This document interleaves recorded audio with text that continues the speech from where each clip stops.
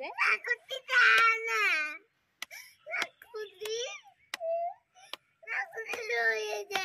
লাখনি লৈ আছে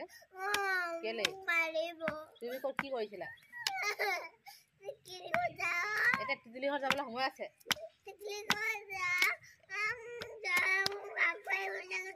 লাজ নালাগে এতিয়া গধূলিখন লোকৰ ঘৰত যাবলৈ আকৌ আহিবলৈ কৈছে যা ঠাণ্ডা আহিবি আৰু নানোগে মোৰ ৰাতি হ'লেও